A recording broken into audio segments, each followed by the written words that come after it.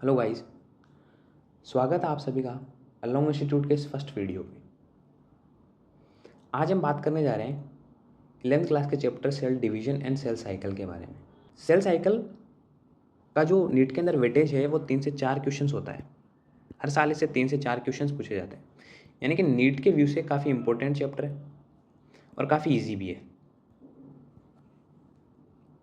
तो आज हम इस चैप्टर को काफ़ी सिंपल वे में समझने वाले हैं। तो चलते हैं नेक्स्ट स्लाइड पे। अगर मैं बात करूँ सेल साइकिल और सेल डिवीजन की, तो सेल डिवीजन क्या होता है? सेल डिवीजन का सीधा सा मतलब है कि एक सेल डिवाइड हो रही है, एक मदर सेल डिवाइड होगी और फिर वो 2 डॉटर सेल्स का निर्माण करेगी। जो 2 डॉटर सेल्स प्रोड्यूस हो रही हैं एक मदर सेल से, इसी प्रोसेस को अपन बोलते हैं सेल डिवीजन। इसके बाद में अगर अपन बात करते हैं सेल साइकिल की, एक सेल डिवाइड होती है, सेल डिवाइड होने के बाद में नई डॉटर सेल्स प्रोड्यूस करती है, इसको अपन बोल देते हैं सेल डिवीजन।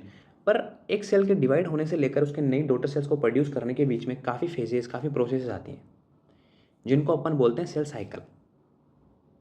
इसके बाद में अपन सेल साइकिल की अगर बात करते हैं, तो सेल साइकिल के अंदर अपने पास बेसिकली 2 प्रोसेसेस होती हैं। एक इंटरफेज होती है, एक डिवीजन फेज होती है, जिसको आप एम फेज भी बोल देते हैं। इंटरफेज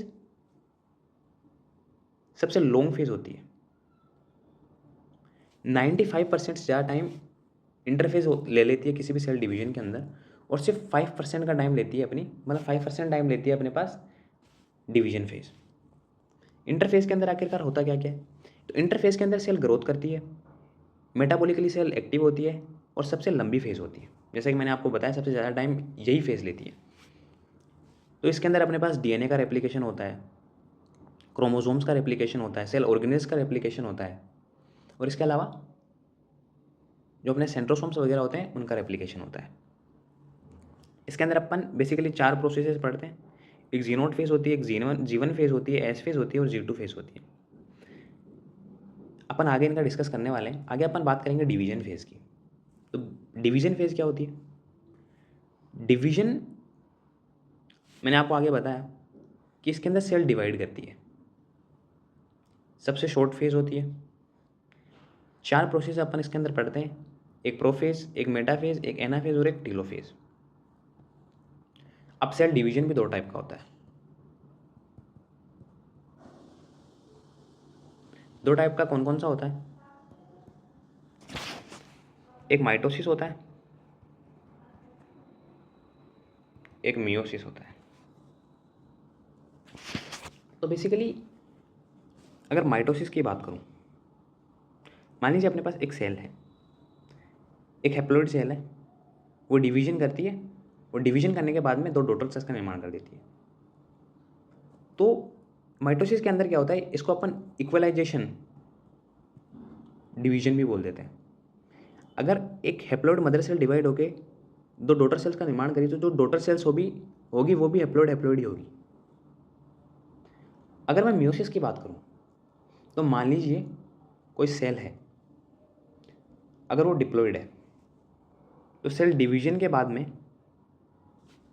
जो डॉटर सेल्स होगी वो हैप्लॉइड होगी। बेसिकली इसके अंदर क्रोमोसोम्स का नंबर हाफ हो जाता है।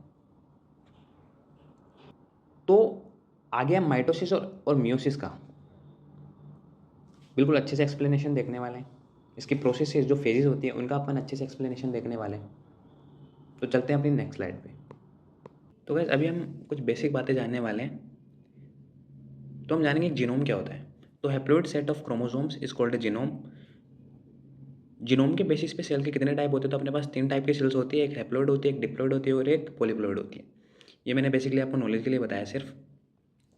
इसके बाद में अपन बात करने वाले हैं सेल साइकिल की। इसकी बात अपन ऊपर भी कर चुके हैं, बट मैं आपको बता दूं यहाँ पे अपन इंटरफेज और डिवीजन फेज के बारे में पढ़ने वाले हैं, जो भी अपन बिल्कुल अच्छे से एक्सप्लेन करके पढ़ेंगे। इंटरफेज में अपने पास जो 4 फेजेस होते हैं वो अभी नीचे अपन बिल्कुल देखने वाले हैं।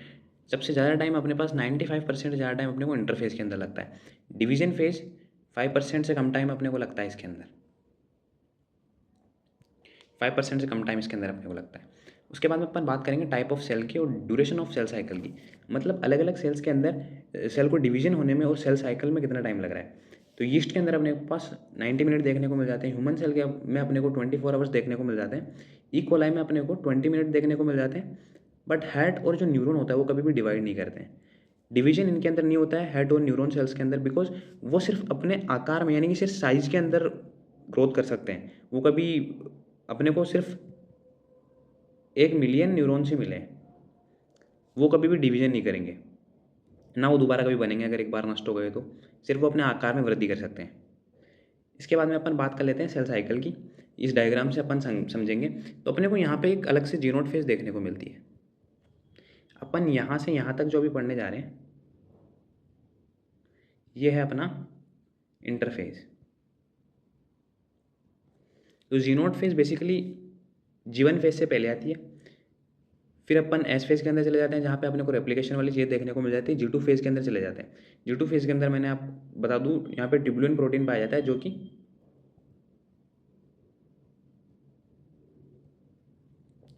स्पिंडल फाइबर्स का निर्माण करता है। फिर यहाँ पे अपने पास जो एम फेज या डिवीजन फेज आती है वो आ जाती है। तो अपन इनका बिल्कुल अच्छे से एक्सप्लेन करने वाला हूँ मैं इनको। तो चलते हैं नेक्स्ट स्लाइड पे। इंटरफेज के अंदर जो अपने पास सबसे पहले फेज आती है वो होती है जीनोड फेज। इसको अपन इनएक्टिव फेज भी बोल देते हैं, इसको अपन शांत प्रावस्था बोलते हैं। यहाँ पे सेल मेटाबॉलिकली एक्टिव तो होती है पर वो डिवीजन के अंदर भाग नहीं लेती है। इसके बाद में अपन बात करेंगे जीवन फेज की। तो जीवन फेज बेसिकली सबसे लंबी अवस्था है। फिर इसके अंदर जो अपने सेल ऑर्गेनेल्स होते हैं उनका डुप्लीकेशन होता है। यहाँ पे अपने पास जो सेल का साइज होता है और जो वॉल्यूम होता है वो ज़्यादा होता है। यहाँ पे अपने को कुछ प्रोटीन्स का निर्माण होता है, प्रोटीन और आरएनए का निर्माण होता है। तो यही था इसके बारे में, मतलब एक कोशिका विभाजन की, मतलब सेल डिवीजन की एक वेरिएबल फेज है। सबसे ज़्यादा परिवर्तन कोशिका के अंदर अपने को यहीं पे देखने को मिलते हैं।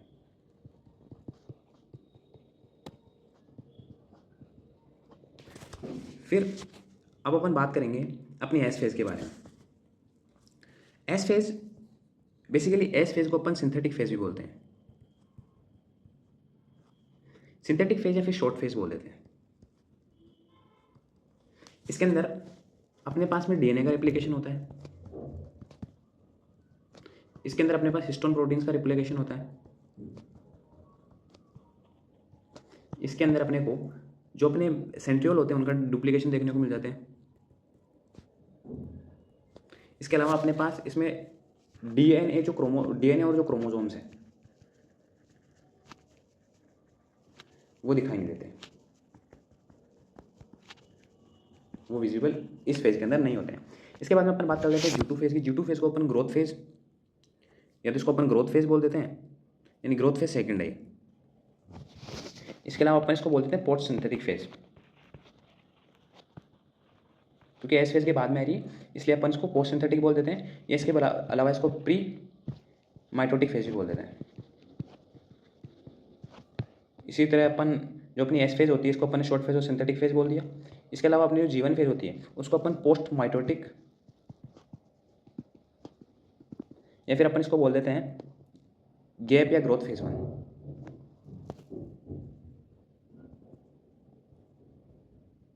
समझ जाओगे आप। इसके बाद में अपन थोड़ा आगे चलते हैं तो अपन जानेंगे जी टू फेज के अंदर क्या क्या होता है। मैंने आपको ऊपर बताया कि इस फेज के अंदर अपने पास ट्यूबुलिन प्रोटीन्स का निर्माण होता है। ट्यूबुलिन प्रोटीन अपने किस काम में आते हैं? बेसिकली स्पिंडल फाइबर्स को प्रोड्यूस करने में मदद करते हैं।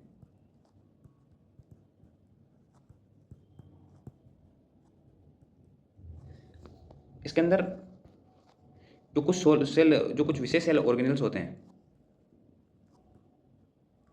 Like mitochondria and Golgi body, इनका रेप्लिकेशन होता है, डुप्लीकेशन होता है। तो अपन माइटोटिक डिवीजन पढ़ेंगे आज के दिन। तो फर्स्ट ऑफ ऑल अपन एक डिवीजन फेज जो होती है उसको अपन एक चार्ट के माध्यम से समझने की कोशिश करते हैं।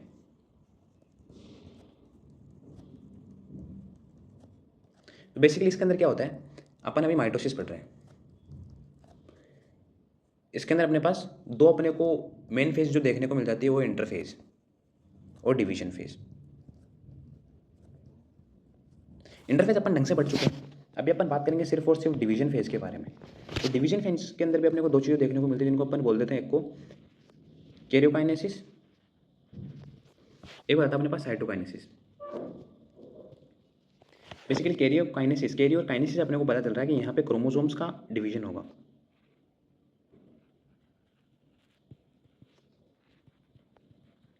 फिर साइटोकाइनेसिस की अगर मैं बात करूँ तो यहाँ पे अपने पास में साइटोप्लाज्म का डिवीजन होगा। बेसिकली जो साइटोप्लाज्म होता है इसका भी दो टाइप से डिवीजन होता है, मतलब प्लांट और एनिमल सेल के अंदर अलग अलग देखने को मिलता है। अपन एक बार प्लांट सेल की बात करते हैं। तो प्लांट सेल के अंदर बेसिकली क्या होता है कि सेल वॉल और सेल मेम्ब्रेन पाई जाती है।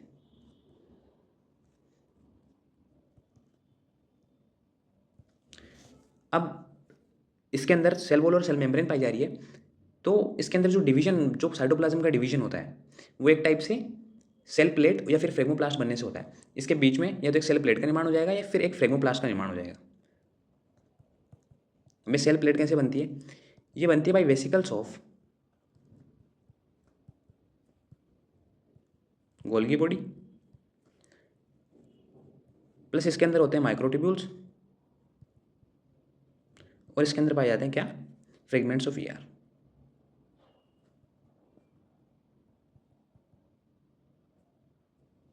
तो इनके द्वारा ये सेल प्लेट का निर्माण होता है, जिससे जो ये कोशिका होती है दो भागों में बढ़ जाती है और अपने को दो डॉटर सेल्स मिल जाती है। पर अगर मैं बात करूं एनिमल सेल की, तो आप सभी को पता है जो एनिमल सेल होती है उसके अंदर अपने पास में सेल वॉल नहीं पाई जाती। अब जब सेल वॉल नहीं पाई जाती तो इसके अंदर जो साइटोप्लाज्म का डिवीजन मेथड होता है उसको अपन बोलते हैं फ्यूरो मेथड।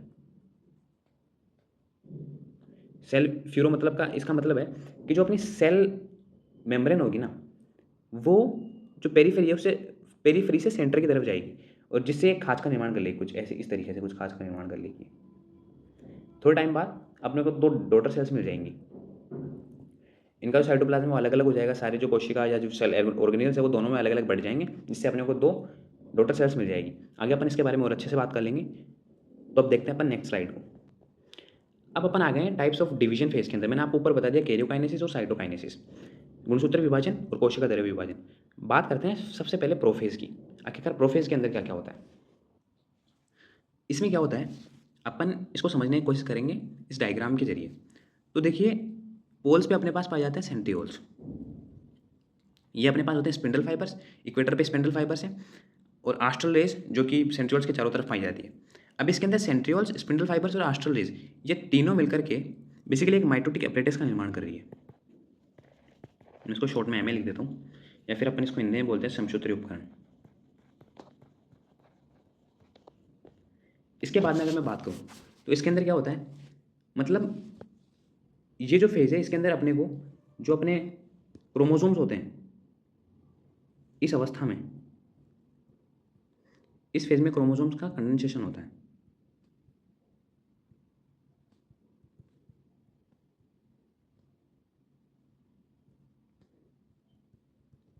अब जब क्रोमोसोम्स का कंडेंसेशन होगा तो जो अपने को मतलब वो बिल्कुल संघनित हो गए हैं, तो अपने को उनकी जो क्रोमेटिड और जो उनके सेंट्रोमियर है वो अब विजिबल हो जाएगी। इसके बाद में जो अपने सेंट्रियोल्स होते हैं, सेंट्रियोल्स अपोजिट पोल्स की तरफ जाना स्टार्ट कर देते हैं,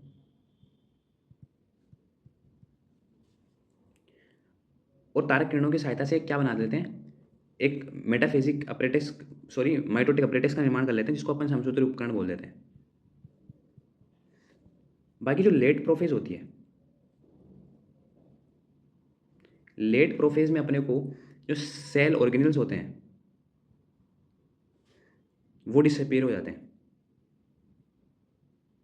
इसके अलावा जो केंद्रिका यानी कि न्यूक्लियोलस,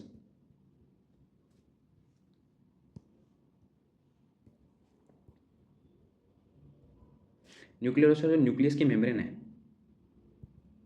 वो डिसअपीयर हो जाते हैं।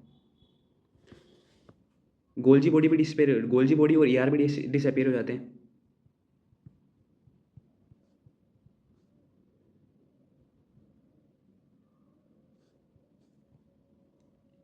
तो यही थी अपनी प्रोफेज। इसके बाद में अपन बात कर लेते हैं मेटाफेज की, कि यहाँ पे जो अपने सारे के सारे क्रोमोसोम्स होते हैं वो बिल्कुल सेंटर के अंदर आके जमा हो जाते हैं, बिल्कुल सेंटर के अंदर आके जमा होते हैं, जिससे एक मेटाफिजिक प्लेट का निर्माण होता है, जैसा कि आप यहाँ लिखा हुआ देख सकते हैं। उसके बाद में अपन यहाँ पे क्या देखते हैं, यहाँ पे बेसिकली दो टाइप के स्पिंडल फाइबर्स होते हैं। एक तो आपको बिल्कुल स्पिंडल फाइबर्स ऐसे दिख रहे होंगे जो पोल टू काइनेटोकोर है। पोल टू काइनेटोकोर का क्या मतलब है कि ये गुणसूत्र पोल से स्टार्ट हो रहे हैं और किसी भी एक गुणसूत्र के सिर्फ काइनेटोकोर से जुड़े हुए हैं। पर अगर मैं बात करूँ, कुछ गुणसूत्र आपको ऐसे भी दिख रहे हैं जो बिल्कुल पोल टू पोल है।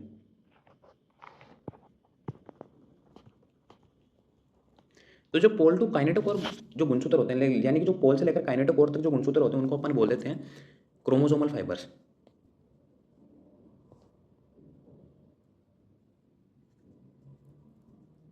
पोल टू काइनेटोकोर पे जो स्पिंडल फाइबर्स होते हैं उनको अपन बोल देते हैं क्रोमोसोमल फाइबर्स, और जो पोल टू पोल होते हैं बेसिकली वो सपोर्ट के लिए होते हैं, उनको अपन सपोर्टिंग स्पिंडल फाइबर्स बोल देते हैं।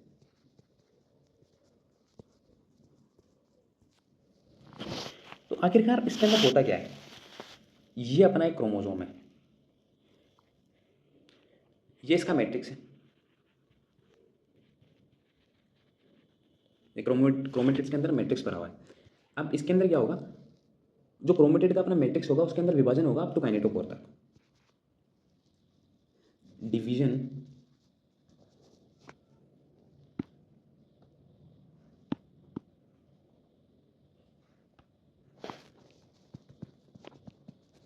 डिवीजन इन मैट्रिक्स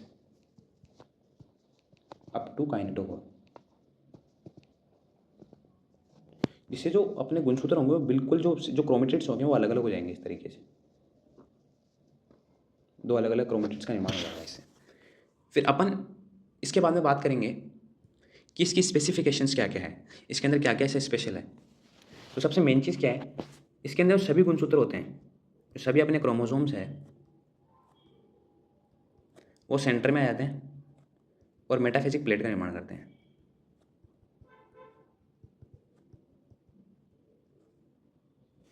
इसके अलावा जो अपने मेटाफिजिक क्रोमोसोम्स होते हैं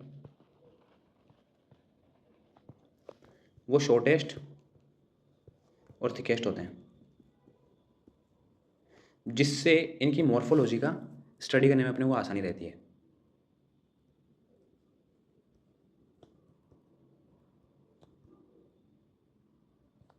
तो आप इसको याद कैसे रख सकते हैं, मॉर्फोलॉजी मेटाफेज, तो एम से आप याद रख सकते हैं इसको, कि मेटाफेज के अंदर मॉर्फोलॉजी का अध्ययन करना बहुत आसान होता है। इसके बाद में अपन इसके अंदर क्या होता है, जो अपने क्रोमोसोम्स होते हैं ना बिल्कुल स्पष्ट दिखाई देते हैं अपने, बिल्कुल क्लियर विजिबल होते हैं। So clear visible chromosomes. इसके बाद में यहाँ पे अपने को दो प्रकार के स्पिंडल फाइबर्स देखने को मिलते हैं।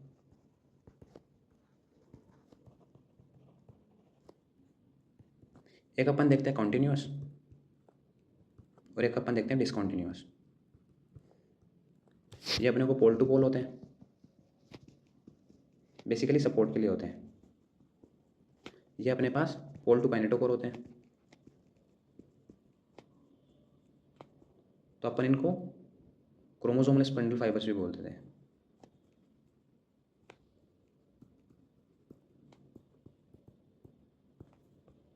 तो ये बात अपनी मेटाफेज की काफ़ी आसान है। इसके बाद में अपन बात कर लेते हैं अपनी एनाफेज के बारे में। तो एनाफेज के अंदर क्या होता है, बेसिकली इसके अंदर एपीसी का निर्माण होता है। एपीसी क्या होता है, एपीसी का मतलब है एनाफेजिक प्रोमोटिंग कॉम्प्लेक्स। इसके अंदर एपीसी का निर्माण होता है। अब एपीसी का काम क्या होता है, बेसिकली ये डिवीजन करता है सेंट्रोमियर्स का, डिवीजन ऑफ सेंट्रोमियर्स। तो जिससे क्या होता है, जो नंबर ऑफ क्रोमोसोम्स है वो डबल हो जाता है।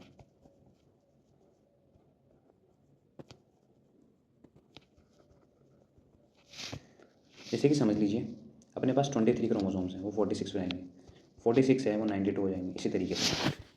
अब अपन इसका डायग्राम समझने की कोशिश करते हैं आखिरकार इसके अंदर क्या मैकेनिज्म चल रहा है। तो देखिए, ये आपको पता है क्या, ये सेंट्रियोल है,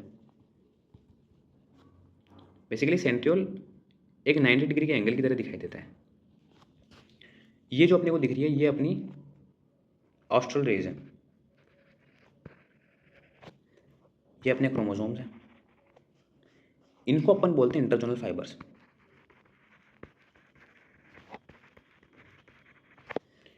इंटरजोनल फाइबर्स में बेसिकली पुशिंग और पुलिंग अपने को एनाफेज के अंदर पुशिंग और पुलिंग मैकेनिज्म देखने को मिलता है। कैसे देखने को मिलता है? ये जो अपने स्पिंडल फाइबर्स हैं,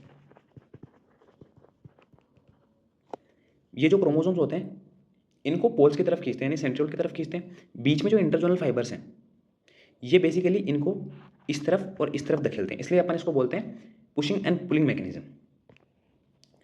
अब क्रोमोसोम्स की पुलिंग हो रही है due to contraction of spindle fibres, और मैं बात करूँ अगर पुशिंग मैकेनिज्म की तो वो इंटरजोनल फाइबर्स की वजह से हो रही है।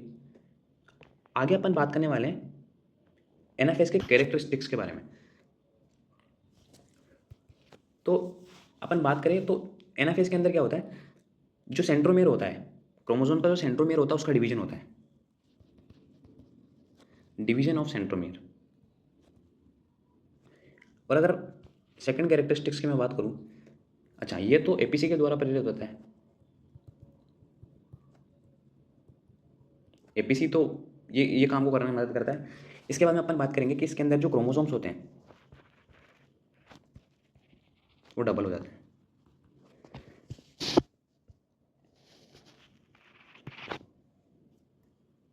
जो अपने क्रोमोसोम्स होते हैं ना वो एक गुणसूत्र युक्त दिखाई सॉरी एक क्रोमेटिड युक्त अपने को दिखाई देते हैं।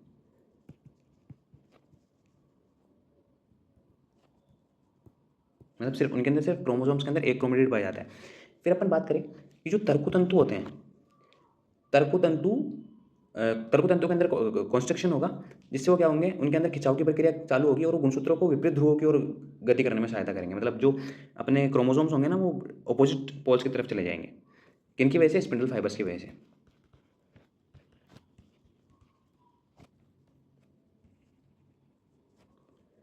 क्रोमोसोम्स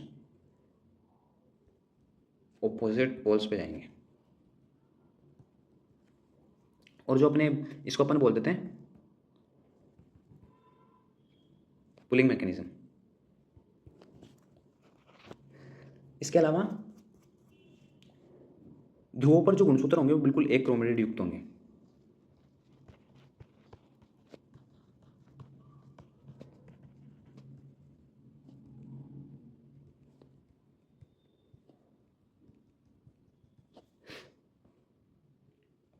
इसके बाद में अपन बात करेंगे टेलोफेज की। ये सबसे लास्ट फेज होती है। बाकी मैंने आपको यहाँ पे बता दिया एनाफेज के अंदर जो क्रोमोसोम्स का नंबर है वो डबल हो जाता है। जो अपने क्रोमोसोम्स होते हैं वो सिर्फ और सिर्फ एक क्रोमेटिड युक्त होते हैं। इसके अलावा स्पिंडल फाइबर्स होते हैं उनके अंदर पुलिंग मैकेनिज्म पाया जाता है। जो इंटरजोनल फाइबर्स है वो पुशिंग के अंदर मदद करते हैं। बेसिकली ये पुश कर रहे हैं ऊपर की तरफ, इनको ऊपर और नीचे की तरफ, और जो अपने स्पिंडल फाइबर्स है वो पोल्स की तरफ इसको खींच रहे हैं। यह बात आपको अच्छे समझ में आ गई होगी। अब बात करेंगे अपन टेलोफेज की। टेलोफेज को अपन हिंदी में अंत्यावस्था बोल देते हैं। इसके अंदर बेसिकली क्या होता है, ये रिवर्स प्रोफेज होती है।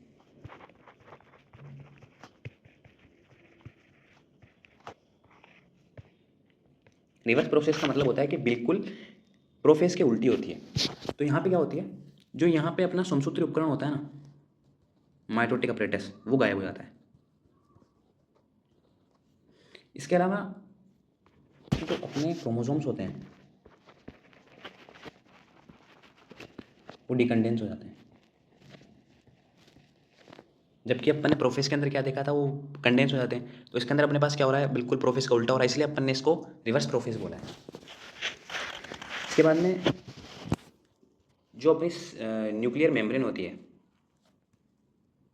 वो वापस विजिबल होने लग जाती है। और जो अपनी न्यूक्लियोलस होती है केंद्रिका, वो भी वापस विजिबल हो जाती है। सारे सेल ऑर्गेनेल्स और जो अपना गोल्जी बॉडी होता है वो भी विजिबल हो जाता है, अपन यहाँ पे देख सकते हैं। और एक क्रोमेटिन नेट का निर्माण हो जाता है बेसिकली इसके अंदर।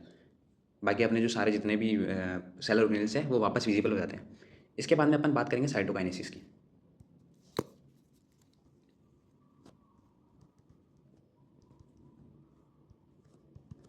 तो साइटोकाइनेसिस के अंदर अपन क्या देखते हैं, इसके अंदर अपने पास साइटोप्लाज्म का डिवीजन होता है।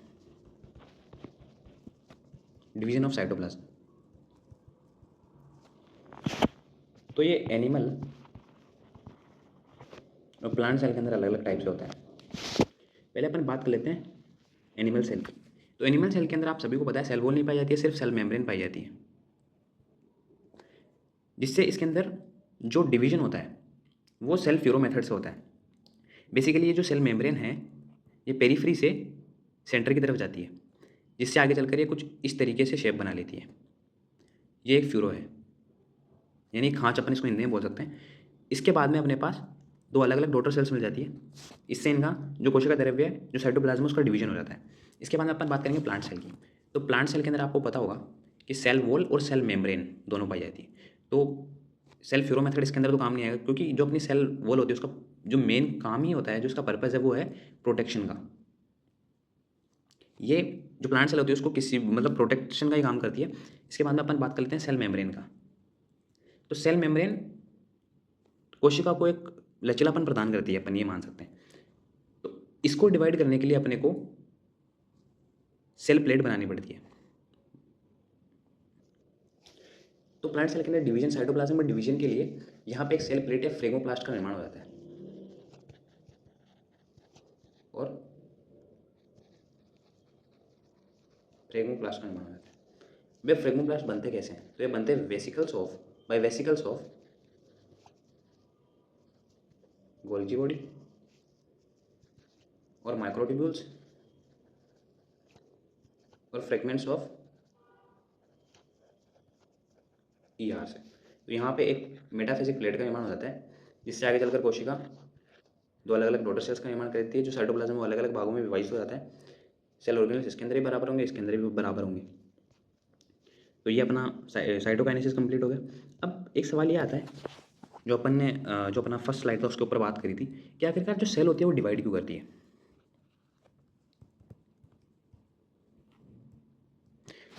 देखिए मैं आपको बिल्कुल सिंपल शब्दों में समझाने की कोशिश करता हूँ। अगर एक जो सेल है उसके अंदर अपने पास न्यूक्लियस भी होगा, उसके अंदर साइटोप्लाज्म भी होगा और उसके अंदर और भी सेल ऑर्गेनेल्स होंगे। जैसे जैसे कोई सेल बड़ी होती जाती है, जैसे मान लीजिए पहले ये सेल छोटी थी, अब ये सेल बड़ी हो गई, तो इसके अंदर जो न्यूक्लियोप्लाज्मिक रेशियो है, इसका जो न्यूक्लियोप्लाज्मिक इंडेक्स है वो यहाँ पे इक्वल किसके है? साइटोप्लाज्मिक इंडेक्स के। मतलब ये दोनों बराबर है। जो न्यूक्लियस है वो इस सेल को कंट्रोल कर सकता है, बट जब ये सेल बड़ा हो जाता है तब यहाँ पे जो न्यूक्लियोप्लाज्मिक इंडेक्स था वो तो कम हो गया। बेसिकली n/c वैल्यू जो है वो तो कम हो गई और जो c/n वैल्यू है वो बढ़ गई। तो अब ये जो इतना छोटा सा न्यूक्लियस है वो इतने बड़े सेल को नहीं संभाल पाएगा, तो इसके लिए इस सेल को डिवाइड करना पड़ेगा।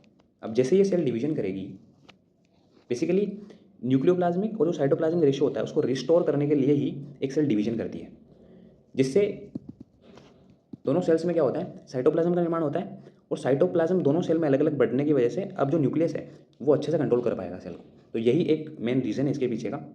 तो आज अपन ने माइटोटिक डिवीजन पढ़ लिया, कल अपन म्यूसिस स्टार्ट करेंगे नेक्स्ट वीडियो के अंदर। Thank you for watching. और जो हैंड राइटिंग है उसको प्लीज़ अवॉइड करना, बाकी मैंने समझाने की पूरी कोशिश की है। Thank you very much.